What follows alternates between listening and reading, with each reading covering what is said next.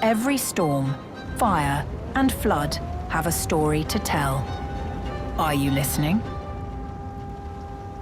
We can learn from past disasters and make future events less destructive.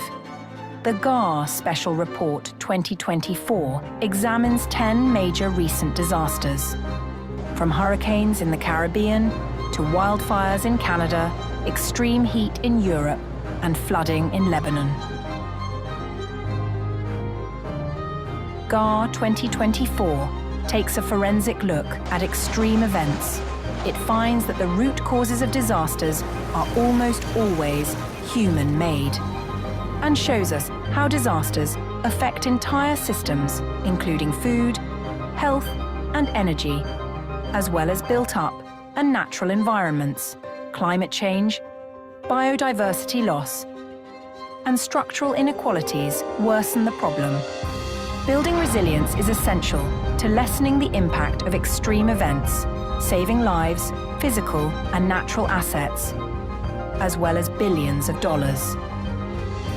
GAR 2024 offers concrete recommendations for governments to build resilience, identify future trends, and stay agile when hazards strike. Learning from past disasters can shape tomorrow's resilience.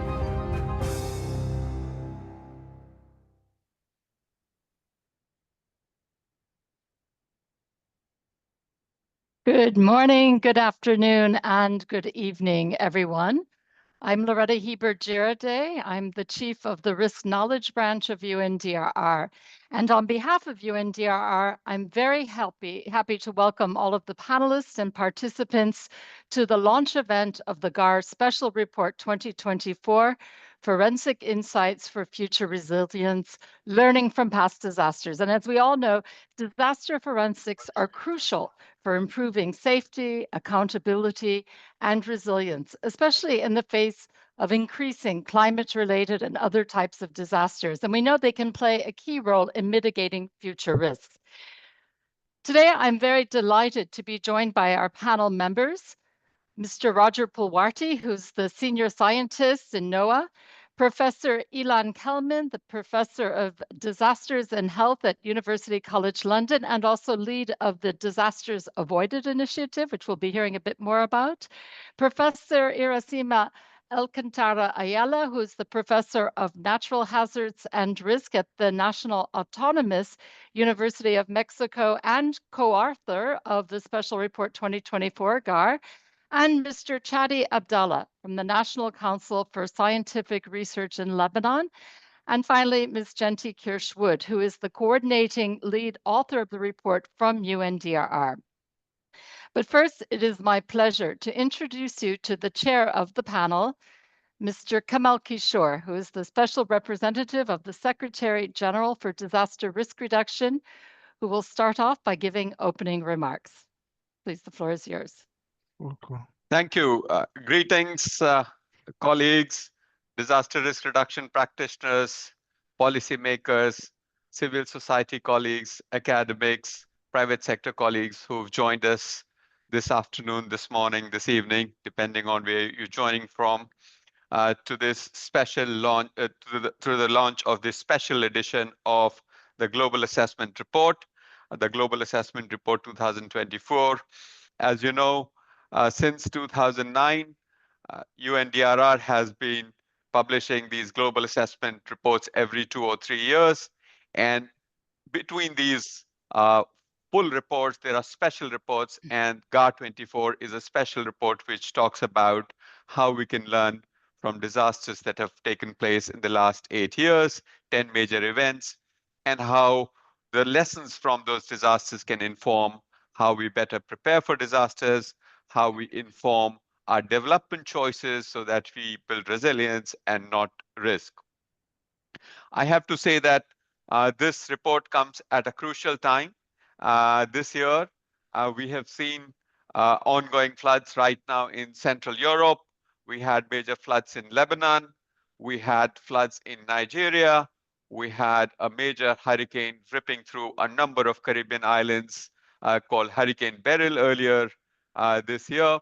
And these are just some very vivid examples. If you look at data, the number of disasters is increasing, their intensity is increasing, their geography is changing. Areas that were considered relatively low or medium risk are also facing events with greater frequency and intensity. So in such a time, the one phrase that I would like to underline is each one of these disasters is too precious to waste. We must draw whatever we can in terms of lessons, what has worked, what has not worked, what could have been done better, what are some of the new insights to inform our work on disaster risk reduction, but also more broadly on the kinds of investment we make towards achieving sustainable development goals. It's really critical that when we are looking at disasters, we are trying to learn lessons from disasters. We don't look at only the proximate causes of disasters. We don't only look at how to characterize the hazard event that precipitated the disaster, but also look at underlying drivers of risk. What were the processes underneath the development process in a particular country, in a particular geography that led to increased exposure, meaning more people living in the way of hazards. And when they are living in the way of hazards, how they were more vulnerable, they were not able, capable, or resilient to withstand the shocks that are posed by these extreme hazard events. So it's really important that we go deeper, we take a dispassionate look at what is working, what is not working, and use that to inform our future work on disaster risk reduction and sustainable development. So I think that is the main purpose of this report.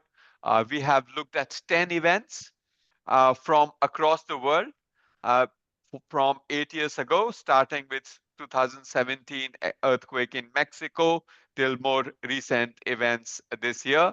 And we've tried to go deep and unpack using a specific methodology, which I hope we can further improve and propagate as a way of a commonly accepted tool which can be adapted and used by authorities to draw lessons and inform future work.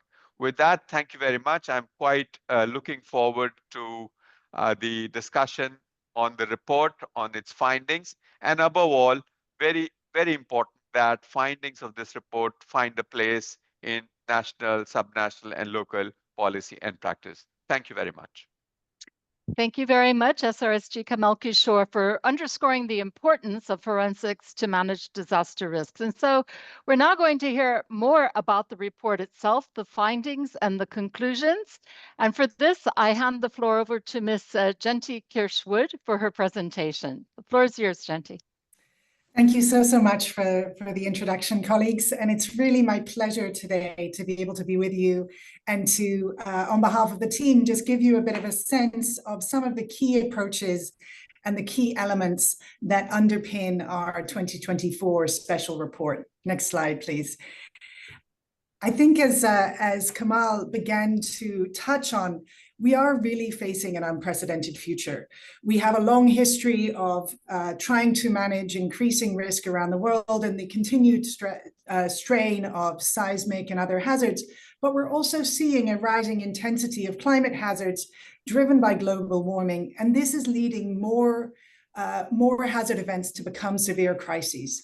So learning from past disasters has never been more critical.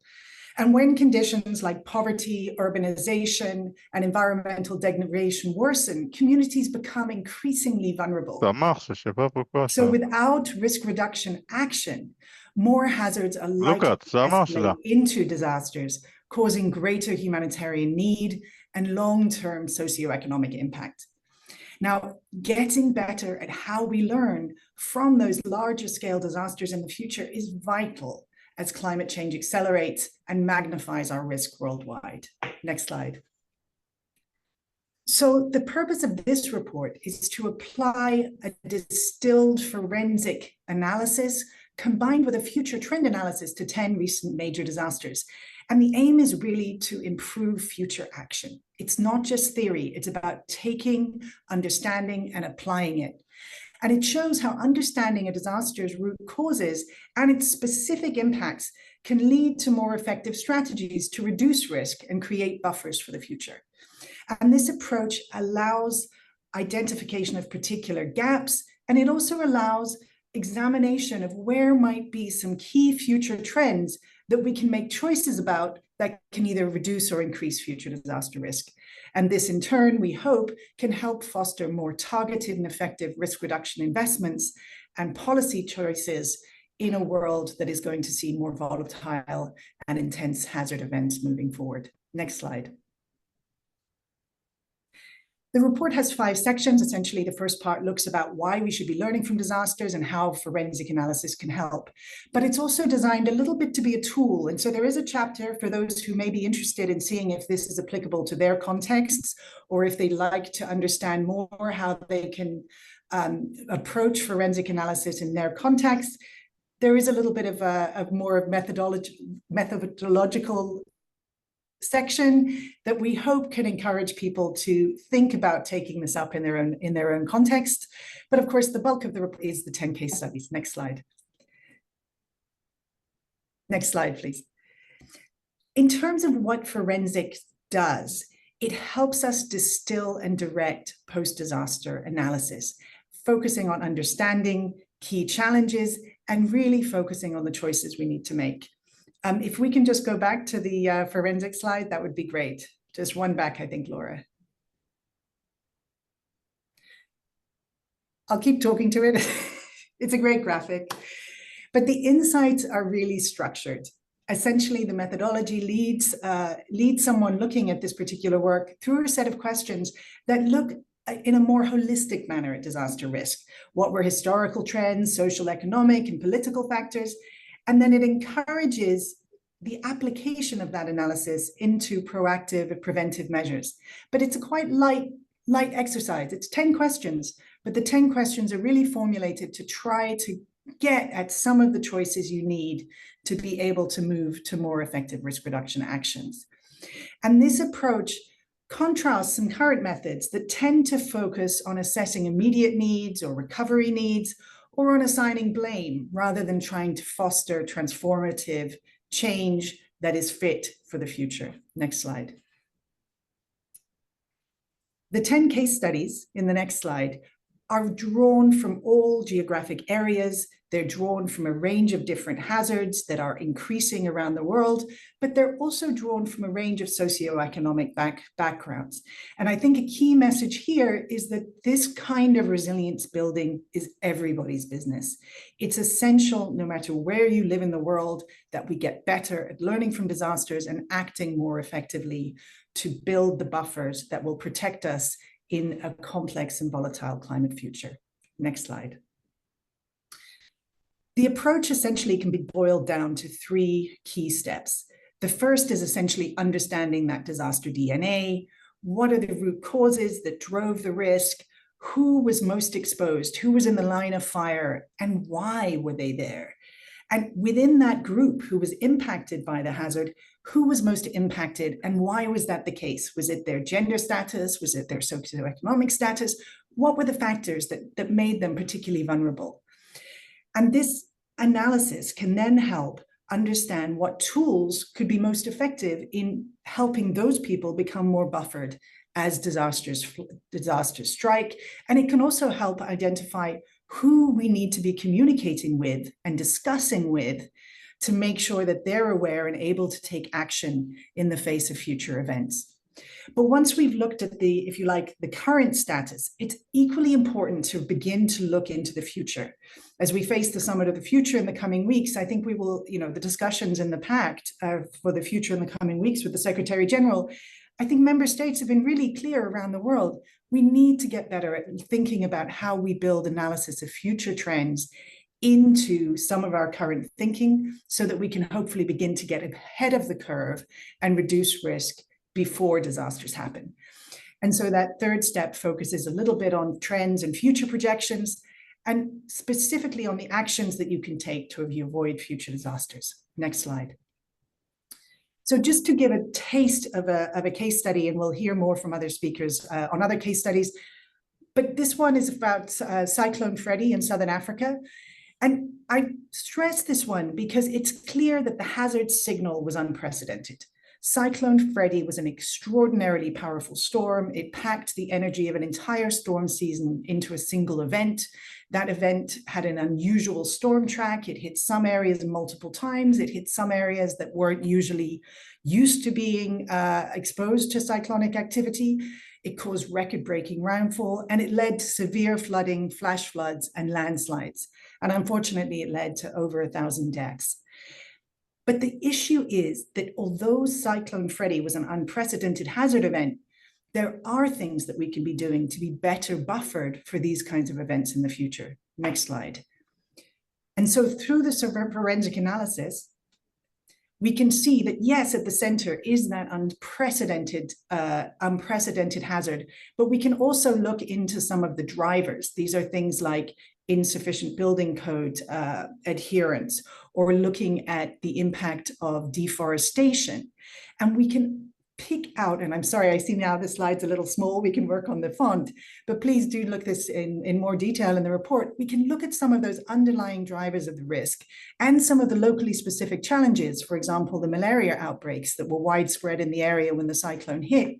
And we can start to understand who was most vulnerable, and we can start to narrow and filter the kinds of actions that would basically contribute to better decision-making for risk reduction to reduce future extreme impacts. Next slide. So in the case, for example, of the Cyclone Freddy case, we can see that that forensic analysis helped highlight how social safety nets and better housing could really be better prioritized to protect the most vulnerable, as many fatalities and many of those worst affected were living in informal settlements. It really helped pinpoint how early warning systems were very effective in some areas, but how some communities struggled, particularly those who hadn't been exposed previously, to gain access to early warning information. It showed how deforestation and poor land management had contributed to landslides in some areas, and also showed how a focus on the safety nets for the agricultural sector, which employed 70% of the region's poor, could be particularly effective as a lower cost, focused intervention to create more resilience moving forward. So if you like, each of the boxes in the previous chart can help be pinned with a future action that helps filter and create a locally specific, useful plan for discussion and debate about how best to build resilience in the future. Next slide. And so to sum up, I hope that this GAR 2024 report will encourage people to act now to reduce vulnerability and exposure so that we can buffer the impact of the more intense hazard events and also of the cumulative small events that we're likely to see increase in the future years. And in doing that, we may need to make sure that no one is left behind in that analysis, and to consider elements such as how nature-based approaches can be part of the solutions. But understanding is not enough. We need to use that forensic analysis to see how disasters are affecting people, planet, and prosperity, not only now, but in the future. And we need to apply that knowledge to guide risk reduction actions, particularly in locations where present infrastructure and coping capacity is being strained by more intense and cascading of risks. And in doing that, we need to invest in quality, standardized information and data, but also building alliances and partnerships across sectors, drawing on a wide range of public and private expertise. One of the interesting things about working with the amazing team who developed the report is that we had experts from the public, from the private sector, we had representatives from government, we had a range of different voices at the table, some of whom had never met each other, despite perhaps working for the same government. And at the same time, this approach requires collaboration with local experts and community members to really make sure that we're learning and we're honing our ideas. And that last point about learning is my final conclusion for the day. In order to meet the increasing risk challenge that we face, we need to accelerate learning for effective and systemic risk reduction. And that means applying knowledge from things like forensic analysis, and it means changing direction as new knowledge and partners emerge so that we can stay effective and respond increasingly to volatile hazards, to changing demographics, and to the risks of the future. I very much look forward to the discussion, and I'm delighted that some of the key experts from the report are here with us today and can dive a little bit deeper into the findings. Please do download the report. There are also some resources as well as some other videos, and we'd love to hear back from you. Feel free to drop us a line, and look forward to staying in touch. Thank you. Thank you very much, Genti, for this very clear presentation, and also really highlighting the approach and methodology that was used in the case studies, which I think makes the point that forensics is accessible and learning can and should become standard practice in countries to improve their disaster risk management policy and programming. So thank you for that presentation. Now, to help us further understand why disaster forensics is crucial to assess risk drivers and the root causes that lead to disasters, and which need to be addressed to ensure sustainable development and build a resilient future, it is my pleasure to invite Mr. Roger Pulwarty of NOAA to share his considerations. So the floor is yours, Roger. Great, thank you very much, Laurie. And you hit the nail on the head as usual in framing that a key part of what Genti was describing is geared towards not just how we learn, but who does the learning and who does it benefit, and how do we map that from event to event. So as we know, and quite clearly said, in the context of the complex landscape we're facing today, we argue that the past is not a reliable guide to the future, yet we do know, as was quoted by one famous author, the past is always with us. In fact, it is not even past.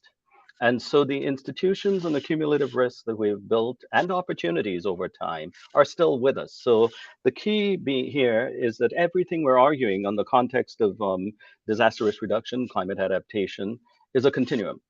And so traditional thinking places disaster risks as an add-on to climate adaptation. But however, within the context of how we understand how learning takes place, without disaster risk reduction, without risk reduction, we will not have adaptation. And in fact, the limited success in achieving our sustainable development goals.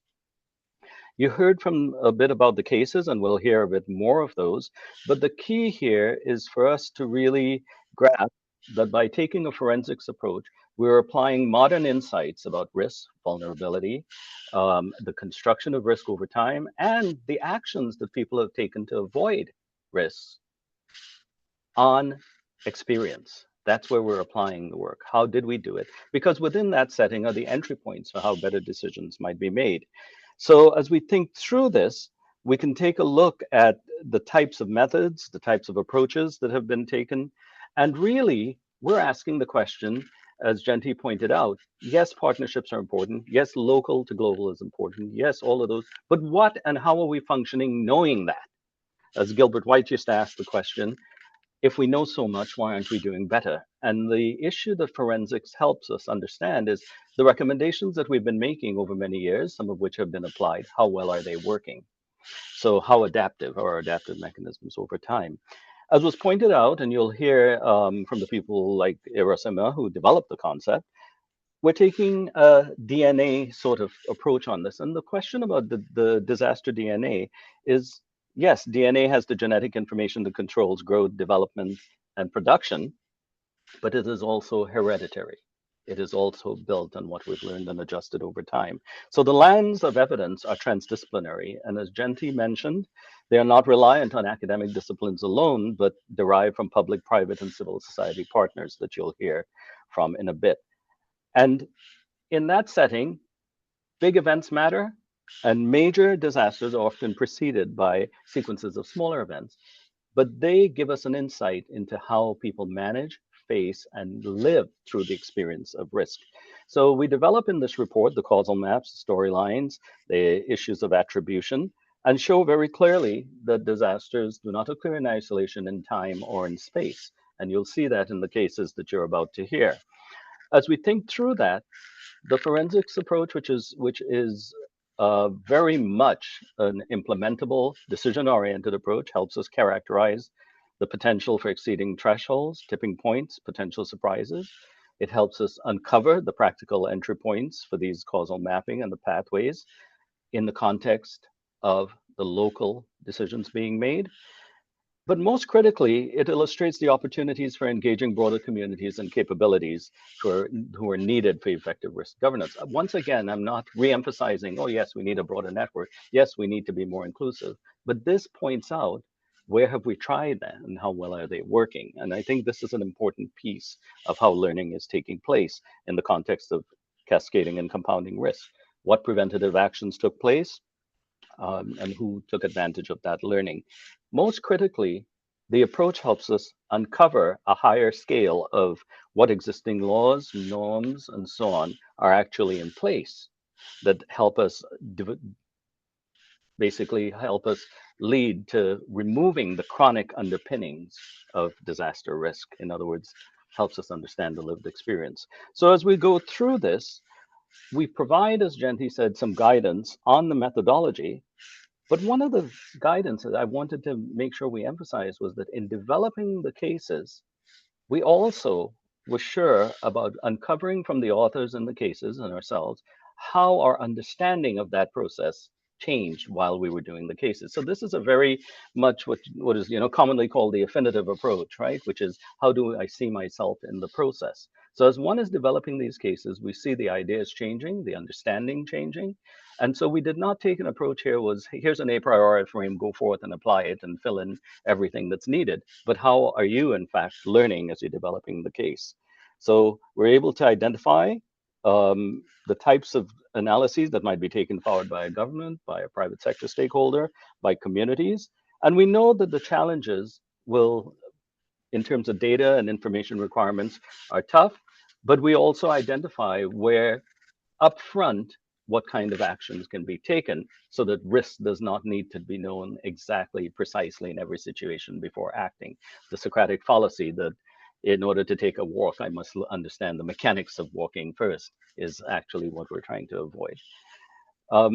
So as we go through this, you'll hear about these prospective drivers of risk, and many of us in our community know the distinction between being proactive and being prospective. Being proactive applies very well to saying, here's the change that's going to happen, how do we respond? But being prospective means that we know that emerging risks are extremely complex, and even when we understand the individual systems, the individual pillars, we might not understand the system. So being prospective means getting ahead of future risks and the continuous deliberative and learning cycles. And I say those kinds of terms not to just fill this with jargon, but to say those are practical outcomes that we investigate and we provide the methods and approaches for taking us forward. We know, as I mentioned, that specific data such as gender-related issues and how that fits in gaps, but we know that there are questions to be addressed. And so really the systematic approach, what forensics does for us is not to throw our hands up at the complexity of the system, but find the nodes and entry points for action, for governance, for equity. So taking a forensics approach informs and advances the goal of Sendai towards 2030, but very, very importantly, it allows for coherence among other goals, such as that are in Paris and in things like the Aichi biodiversity targets and so on. So I'm not saying it answers all things to all people, because we have to combine this with foresight analyses, but it actually forms a thread that feeds all of those. So we're taking the point clearly that we need a new cadre of professionals to help us do this, but we're also making it very practical in terms of what can be done by agencies and communities in terms of analyzing their own risk in their own context, but making sure that analysis, that we move beyond what information do you need to how are we taking actions in an uncertain future. Thank you, Jen. Laurie. Thank you so much, Roger, and in particular for highlighting how forensics can support prospective risk management and really help countries and communities get ahead of future risks, which we know is so critical right now. So with that, I would now like to invite Professor Ilan Kelman to share some insights on how elevating resilience elements that have helped avoid disasters can help frame future action to reduce risks. So Ilan, the floor is yours, please. Hello, and thank you so much. Thank you to everyone and for this wonderful report. I'm Ilan. I'm at University College London, also affiliated with University of Agder in Southern Norway. But I'm here actually from the Geological Society of London, where I stepped out of a meeting connecting scientists and artists. For resilience, for reducing risk, we need everyone involved, and we can learn so much from all of you listening and everyone around us. Together, we will avoid disasters. And that's what we were very able and very delighted to contribute to this year, to the Global Assessment Report, to show not only what we know, that disasters are not natural, do not use the phrase natural disaster, but also how we can and should avoid them. And in doing so, we looked at all sorts of examples and really we found patterns through our website, through our work, which is on disastersavoided.com. We came up with 6 characteristics on what we can all do in order to avoid disasters. First is what we hear here, and we've heard from the panelists. The right mindset, invest before a hazard. And we've heard this World Bank ratio that for every dollar or euro invested, we gain in disaster risk reduction, we stop $7 or euros of damage. That ratio is bogus. The ratio is usually far, far higher, showing what investment means. And that's the second point, the right investment, the needed amount in the right way. Then we need good governance. Informed decision-making, evidence-based, evidence-informed. That evidence means good data, the fourth point. Multiple knowledges and multiple wisdoms, all of us, all of you, scientists, artists, professionals, everyone. Leading to the fifth point, meaningful inclusion. Act together, act for everyone. And finally, the sixth point, by doing so, we will achieve what we need to do through meaningful targets, knowing what we seek. Now, that's sort of the theory, that's a framework. What does this report show? Well, it shows in action and through the 10 examples presented, but it is not all good news. Although I'm going to present 2 possibilities to show that there are some examples of disasters avoided. And the first is from Irasima's country, Mexico. The Mexico 2017 earthquake, it definitely shows elements of good governance. There was damage, there has to be improvement, but the building codes, the national institutions, land use planning, earthquake education, they showed their value in that the disaster was not as bad as it could have been. And the second one is Portugal's 2022 heat wave. It shows the right mindset. Portugal developed legal frameworks, emphasized prevention, connected it better to response, including through spatial planning and land use. Again, it wasn't easy to get through. It could have been much worse. We all have a long way to go, as do Portugal and Mexico. We have shown what we can do. BCS, the environment is changing. We are doing it. That is not good. On the other hand, the environment has always changed in so many ways. We need to learn how to deal with it. It's not so much the new abnormal from the environment as a new abnormal from us, which we want to change to being the new normal of no disasters rather than the usual normal of, just disasters as usual, disasters as abnormal, even though they happen all the time. So the new normal should be us stopping disasters. Many of you will have heard of Smokey the Bear. And that was a US campaign to try and stop forest fires. Only you can stop forest fires, which led to whole issues about not suppressing fires, letting them burn sometimes, and the ongoing debate and controversy. What is clear is only you can avoid disasters. Only we can avoid disasters. Doing so together, whether at a geological society, at a university, all of the others, and particularly with UNDRR. And thank you for all the work and effort that you've put in, not only to this report, but to saving lives and making the world safer. Together, we will avoid disasters. Thank you. Well, thank you so much, Ilan, and for sharing the framework on disasters avoided and the examples you gave, which highlighted good governance, but the right mindset, and for reminding us of Smokey the Bear, which I grew up with and which was a key message in the United States about forest fires. So yeah, that's a really insightful example of how messaging and working with communities can be so effective. So thank you. I will now give the floor to Professor Alcantara Ayala to share her insights on how the disaster forensic investigations approach was applied to increase earthquake resilience in Mexico City. So here's an actual case study that is featured in the report. We'll hear a little bit more on how this was carried out. So the floor is yours, please. Thank you very much, Loretta. Good day to all. Buenos dias. I am delighted and grateful to have the opportunity to share with you some forensic insights into the 2017 Mexico City earthquake disaster. Disasters are not spontaneous happenings. Next slide, please. Thank you. Disasters are not spontaneous happenings. They are systemic processes constructed by long-term social, economic, and political factors that reveal pre-existing vulnerabilities. And these vulnerabilities have been built up within a society. To comprehend how the risk associated with earthquakes has been socially constructed over time in Mexico City, we need to go back in history to understand the disaster DNA through forensic investigations of disasters. Mexico City is susceptible to earthquakes due to the characteristics of the lake bottom substrates on which it was built.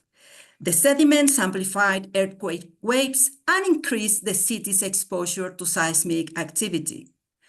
On the 19th of September 2017, an earthquake of 7.5 magnitude occurred 120 kilometers from Mexico City at a depth of 57 kilometers.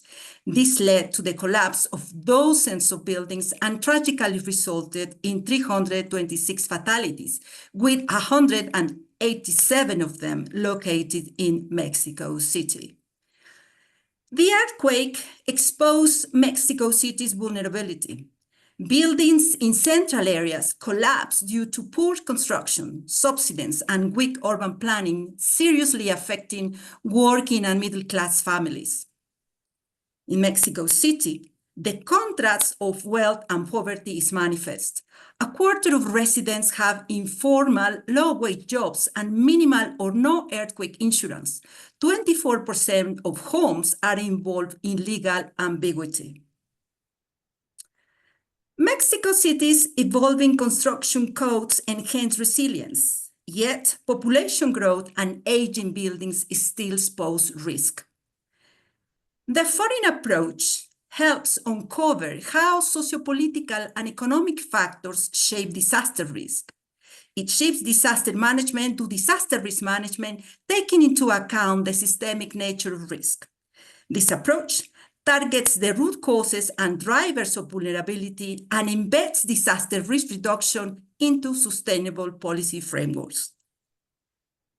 Building a dialogue around forensic analysis is fundamental to improving decision-making. Action plans on risk management across people, planet, and prosperity should be a top priority for in-country dialogue.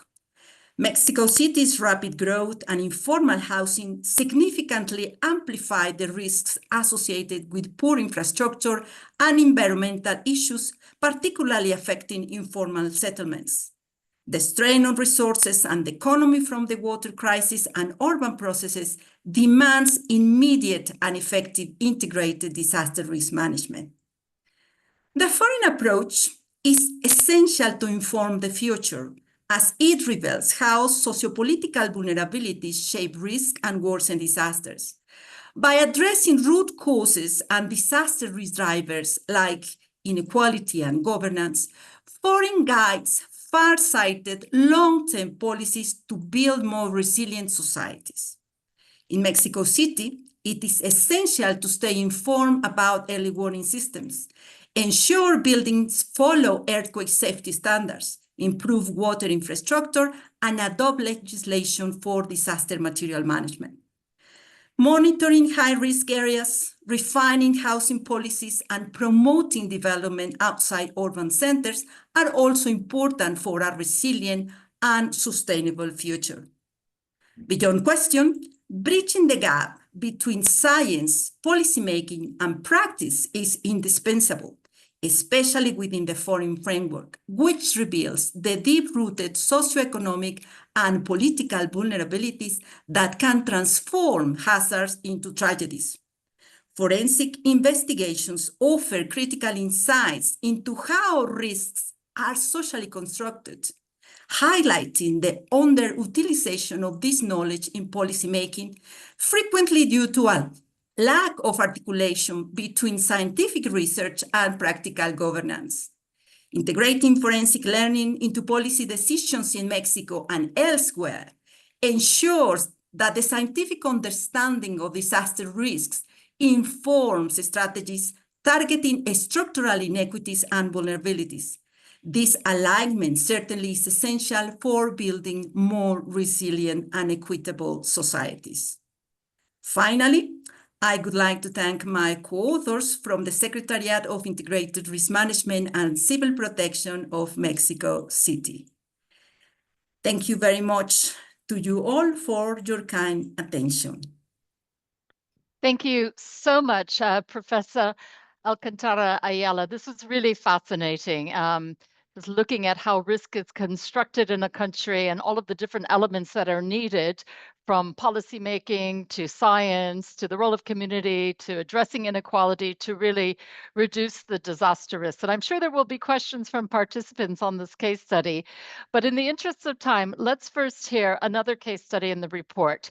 And so I now have the pleasure to hand over to Mr. Chadi Abdallah to share how the forensics analysis of the floods in Lebanon revealed systemic and structural vulnerabilities that became the drivers of disaster, and what Lebanon has learned from it. And so again, this is another case study that's featured in the report, and the floor is now yours.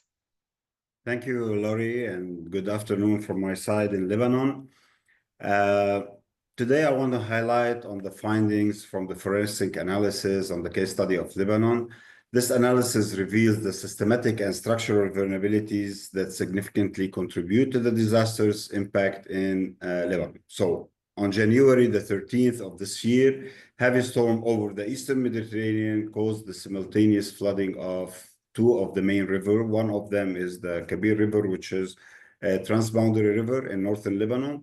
This event led to extensive breaches in levees and severe flooding across the GAR plain, isolating villages, damaging over thousands of hectares of agricultural land, and disrupting the livelihood of over more than 10,000 people. The scale of the disaster was unprecedented in the last 2 decades. Next slide, please. Not solely due to the natural factors, but because of the significant systematic and structural vulnerabilities that have been developing over the time. Of course, the forensic analysis uncovered several critical vulnerabilities. I can mention the two main ones, which is the systematic vulnerabilities and the structural vulnerabilities. Next slide, please.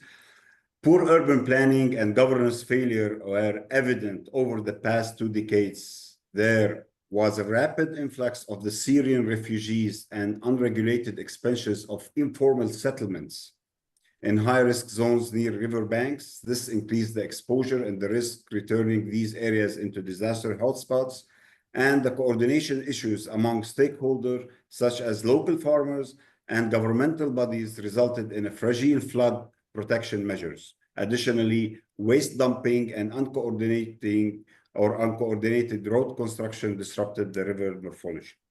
The structural vulnerabilities, the inadequate management of the river, particularly the uncoordinated embankment construction by the Syrian post to the war in 2011, exposed weaker embankments on the Lebanese side, creating an imbalance and highlighted vulnerabilities to flooding. The lack of resilient infrastructure in refugee camps and informal settlements where tents are highly susceptible to flooding compounded the impact of especially on the most economically vulnerable population. Next, please. Of course, the forensic analysis highlighted how a combination of natural and human-induced factors drove the disaster scales. The Lebanese governance structures failed to integrate risk management into national legislations effectively, building codes, land zoning laws, although acknowledging the flood risk lacked clarity and enforced, which allowed the development in hazard-prone areas.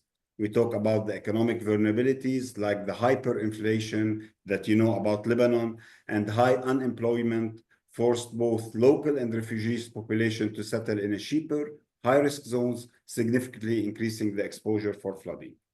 The lack of coordinated response plan, poor maintenance of infrastructure, and inadequate flood management policies all contributed in the disaster severity. Of course, what are the key lessons and recommendations for Lebanon? First, we can talk about enhancing the governance and policy implementation. Second, investing in the resilience infrastructure. Third, integration or integrated risk management approach, where we can adopt a comprehensive risk management strategy that includes the early warning, early actions that now we are working with different partners in Lebanon on it. Effective land use planning and community engagement to build local resilience. Of course, addressing the socioeconomic inequalities. This is very important, especially in country with this economic crisis that we are facing. Implementing social safety nets and support for economic vulnerable populations.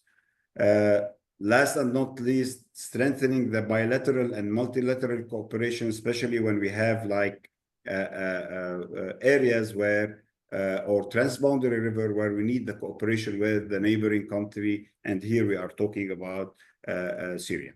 So in conclusion, this case study, it can serve as a powerful reminder that disasters are significantly shaped by human decisions and systematic weakness. By addressing these systematic and structural vulnerabilities, we can build a more resilient future, reducing the risk and impact of similar disaster. Thank you. Back to you, Laurie. Thank you so much, Taddy, and for reminding us that human decisions are often behind what drives much of the disaster risk.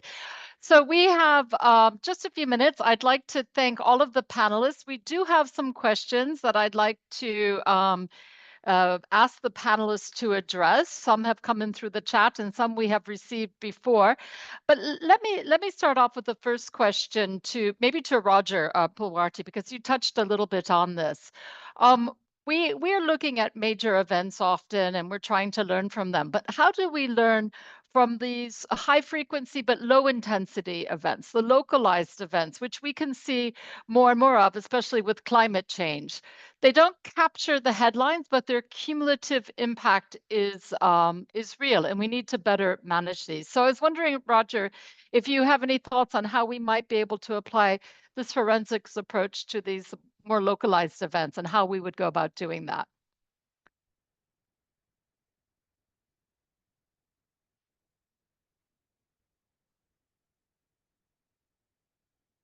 Roger, are you still with us? If not, maybe I will ask Ilan if you have any thoughts on this, if possible. Yes, so absolutely. And this is very much the key that we struggle with, yet it's always been the key. What has been absolutely fascinating when we've tried to count the number of disasters and define disasters is that people will say to them the disaster is when the river rises a bit and there's no bridge across the river, so the kids can't get to school. And maybe it's not that much, it was just a bit of rainfall. Maybe no one became casualties, but the kids lose a day of school. And so the main disaster database, MDAT, cannot and does not capture those because of the definition. Desinventar is trying to, and it shows us the differences. What it means is that dealing with these hazards, these, as you said, high frequency, low intensity hazards, if we have the resources to deal with them day to day, if we are aware of them and can adjust to changes, then we never get a disaster. And that's the key. Of course, the hazards are changing, exactly as you said, Laurie. Human-caused climate change is making many of those more frequent, not all of them, but many of them. Then we need the resources to deal with them. And so at that point, no matter how many hazards we get, no matter whether they're going up or down, and whether the river rises or falls, that hazard does not become a disaster. So focus on us, not directly the changing data of hazards. Thank you. Thank you very much, Ilan. And I'd now like to ask a question to Professor Alcantara, but also to Chadi Abdallah, because you both really shared excellent case studies, very relevant for your countries. But certainly the lessons that have been learned in Mexico City and Lebanon can be very relevant for other countries as well. And my question to you is, well, how can we do a better job collectively to ensure that the forensics and the learning in one country can be shared more systematically with other countries, and so that we can learn from each other on a more regular and systematic basis? So maybe you would like to start with that, Professor Alcantara? Yes, thank you very much. Well, I think collaboration in forensic investigation of disasters is fundamental. There are several strengths of diverse stakeholders and actors, and of course, researchers offer scientific rigor, but also governments provide policy context, and the local communities contribute with knowledge. So there are also special roles for NGOs who ensure actionable outcomes, the private sector that addresses the economic risk, and also the international organizations which enable global cooperation. I think it is very important to have a continuous engagement from the very beginning in terms of working in understanding what is happening in our countries and to decide, to identify what are the best ways forward. Thank you. Thank you very much. And Chadi, would you like to add any thoughts from your side on that? Sure. I think also the collaboration like between different entities, what we are trying to do in Lebanon, like I represent the scientific arm of the government as a CNRS, as a research center. We are collaborating with the Prime Minister Office. This is one of the examples, which are the governmental entity that can hold all other institutes, governmental institutes. Also, we are working for the early actions with the civil defense, with the Red Cross, the Lebanese Red Cross. So we are taking it from the very first beginning to the last mile, from studying, understanding the risk, trying to get and work on the policies, which is very difficult in Lebanon, and to have the good response and the early action with the people that are on the ground. And I think one of the bases, like my colleague from Mexico also, we are talking about, like, we have other bodies with the UN, which is, I believe, the STAGs.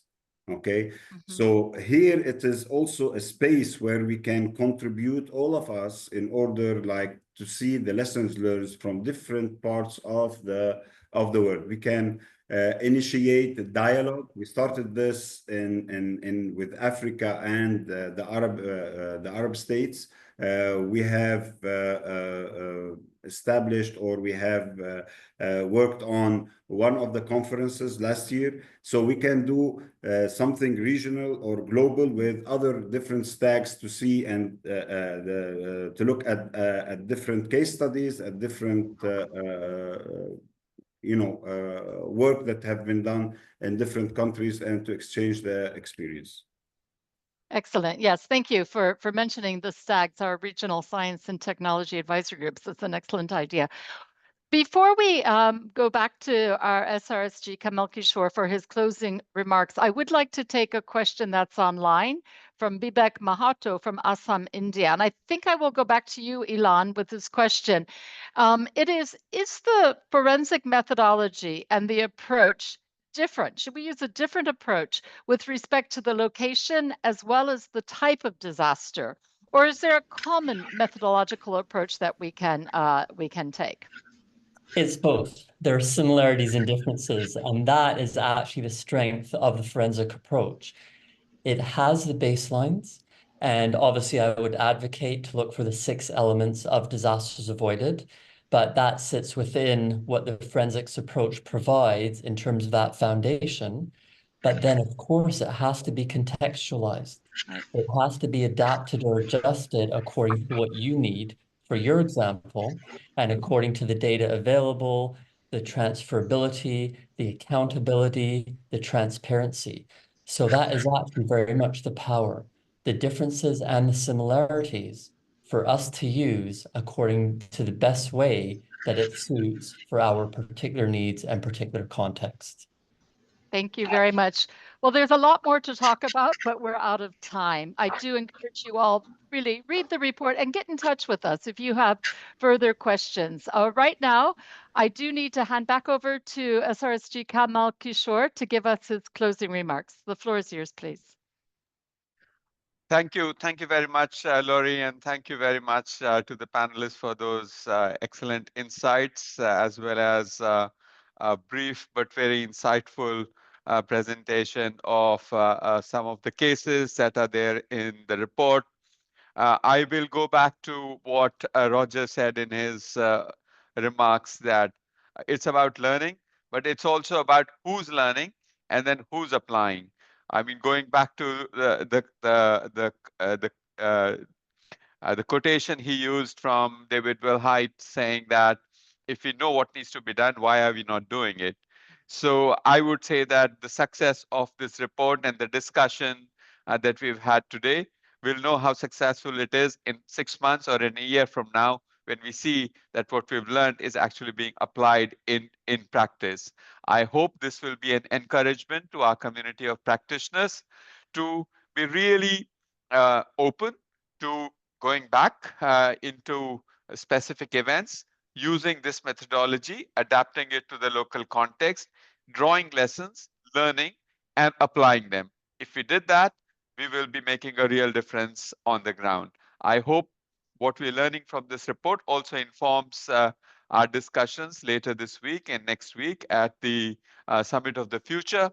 As Roger said again, that past is no longer a good guide for the future, but past is always there.